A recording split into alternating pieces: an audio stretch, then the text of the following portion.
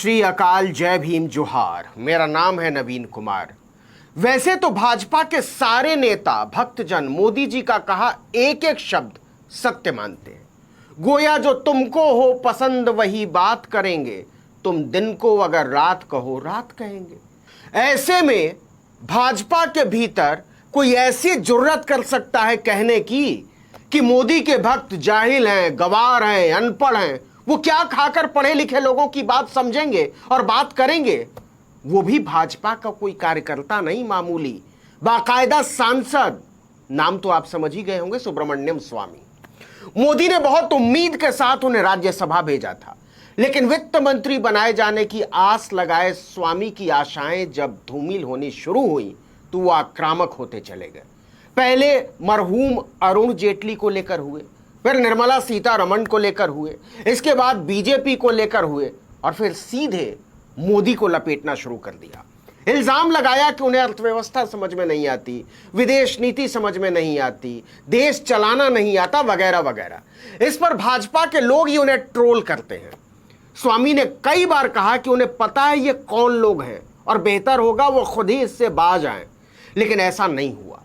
लेकिन इस बार तो उन्होंने मोदी का दिल ही तोड़ दिया है और मोदी के चेलों का तो पूछिए ही मत, चकनाचूर कर दिया है बाकायदा।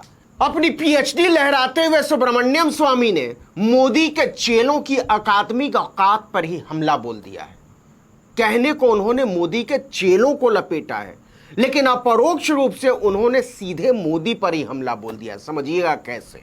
उन्होंने मजाक उड़ाते हुए कहा कि मोदी के आधे अधूरे शिक्षित भक्त उनकी पीएचडी का मुकाबला क्या ही करेंगे, नहीं कर सकते। उन्होंने लिखा कि ट्विटर पर मोदी भक्तों के साथ समस्या यह है कि वो आधे साक्षर हैं, वो मेरी पीएचडी और ज्ञान के आधार पर किए गए ट्वीट का मुकाबला नहीं कर सकते हैं। तो ऐसे में वे सभी मंद बुद्धि का दुर्व्यवहार करते हैं, जिससे वो ब्लॉक हो जाते हैं। सुब्रमण्यम स्वामी यही नहीं रुके। इसके बाद उन्होंने अलग से एक ट्वीट दागा कि मेरे पास 10 मिलियन यानी 1 करोड़ से ज्यादा असली फॉलोवर हैं, जबकि उनके लिए अपमानजनक ट्वीट करने वाले यूजर के ज्यादातर सिर्फ 10 से 20 फॉलोअर्स होते हैं। इसके लिए भी उन्हें भुगतान किया जाता है। असली फॉलोअर्स किसके नकली है समझ लीजिएगा।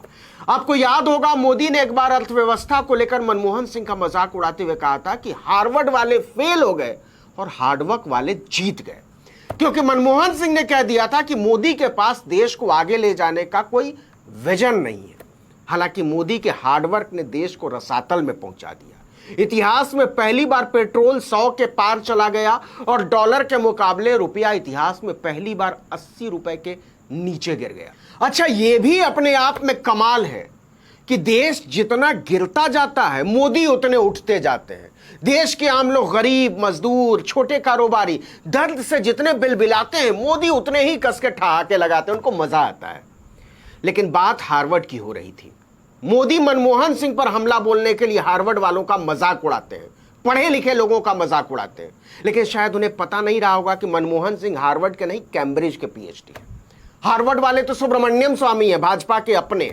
उन्होंने 1965 में हार्वर्ड यूनिवर्सिटी से इकोनॉमिक्स में पीएचडी की थी, सोचिएगा। वो सेंट्रल स्टैटिस्टिकल इंस्टीट्यूट के डायरेक्टर भी रहे दिल्ली में। और मोदी की डिग्री के बारे में तो आप जानते ही हैं। तो ऐसा मत समझिए कि उन्होंने मोदी के भक्तों की तरफ हार्वर्ड की पीएचडी लहराई है, मतलब सुब्रमण्यम स्वामी ने। उन्होंने सीधे विश्व गुरु को बताया है कि हमारा मामला जरा दूजा है, हम हार्वर्ड के पीएचडी हैं, वो भी असली वाले। अपने चेलों चपाटों को संभालिए जो 2-2 टके पर ट्विटर पर हमारे खिलाफ अभियान छेड़ा करते हैं। दुनिया को लेकर हमारी समझ और ज्ञान का कोई मुकाबला नहीं है, सो चिल। एक जमाना था जब सुब्रमण्यम स्वामी मोदी की शान में कसीदे पढ़ा करते थे, लेकिन जब से उन्हें एहसास हो गया कि राज्यसभा में यह उनका आखिरी ही कार्यकाल है, वो लगातार मोदी को नासमझ और देश को गर्त में ले जाने वाला साबित करने पर तुले हुए, वो भी पुरजोरी से। इसी साल 2 अप्रैल को सुब्रमण्यम स्वामी ने जम्मू कश्मीर पीस फोरम द्वारा आयोजित अंतर सामुदायिक सांस्कृतिक उत्सव नौरेह मिलन के अवसर पर कहा था कि कश्मीरी पंडितों के पलायन के लिए कोई फारूक अब्दुल्ला जिम्मेदार नहीं है, बल्कि उस वक्त के प्रधानमंत्री वीपी सिंह जिम्मेदार हैं, जो भाजपा के दम पर प्रधानमंत्री बने थे। यह बात कहनी चाहिए। पिछले साल दिसंबर में सरकार की आलोचना करते हुए स्वामी ने कहा कि सीमा मुद्दे पर चीन के साथ सरकार के व्यवहार से वो संतुष्ट नहीं है, क्योंकि अर्थशास्त्र न प्रधानमंत्री की समझ में आता है और न वित्त मंत्री की समझ में आता है। अप्रैल में ही सुब्रमण्यम स्वामी ने मोदी से शिकायत की थी कि बीजेपी की आईटी सेल की फेक आईडी से उन्हें ट्रोल किया जा रहा है। साथ ही ट्विटर वाले विवाद पर उन्होंने हमला बोला कि बीजेपी आईटी सेल की नाकामी छिपाने के लिए ट्विटर पर शिकंजा कस रही है मोदी सरकार। हाल ही में वरुण गांधी ने जब अग्निपथ योजना और रोजगार को लेकर लगातार सवाल पर सवाल किए तो सुब्रमण्यम स्वामी ने वरुण गांधी की जमकर पीठ ठोकी। हाल ही में हुए पैगंबर मोहम्मद विवाद को भी याद कीजिए। स्वामी ने मोदी पर तीखा हमला बोलते हुए कहा कि मोदी जी की अरब के लोगों के सामने कोई औकात नहीं है, वो उनके सामने खड़े तक नहीं हो सकते। दरअसल सुब्रमण्यम स्वामी इन दिनों मोदी से बुरी तरह तमतमाए हुए हैं और इस गुस्से में अक्सर ऐसा कुछ बोल जाते हैं जिस पर भाजपा का चेहरा लाल हो जाता है। और आजकल भाजपा का मतलब है मोदी। एक बार उनसे पूछा भी गया था कि आप अपनी ही पार्टी को क्यों कोसते रहते हैं।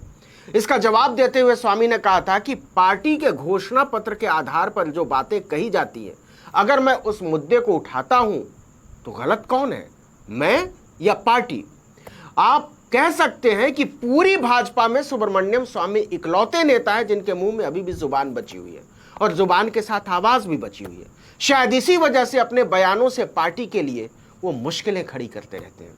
आए दिन वो मोदी सरकार की नीतियों पर सवाल खड़े करते देखे जाते हैं और जब भी वो ऐसा करते हैं ट्विटर पर एक सेना उन पर टूट पड़ती है। स्वामी ने आरोप लगाया कि ऐसा करने वाले पीएम मोदी के नाम पर अंधभक्त एम्प्लॉई हैं जो पैसे लेकर उन्हें अपशब्द बोलते हैं, जबकि मैं अपने ट्वीट खुद करता हूं। इसी साल 23 मई को स्वामी ने अपने एक ट्वीट में लिखा था कि ट्विटर पर मोदी और उनके बीच ये अंतर है कि उन्होंने हीरोइन जोशी को अंधभक्तों को और गंधभक्तों को, अंधभक्त और गंधभक्त कहा था, पैसे देकर मेरे और मेरे परिवार को सबसे अधिक अपशब्द देने के लिए, कहने के लिए, लिखने के लिए रखा हुआ है।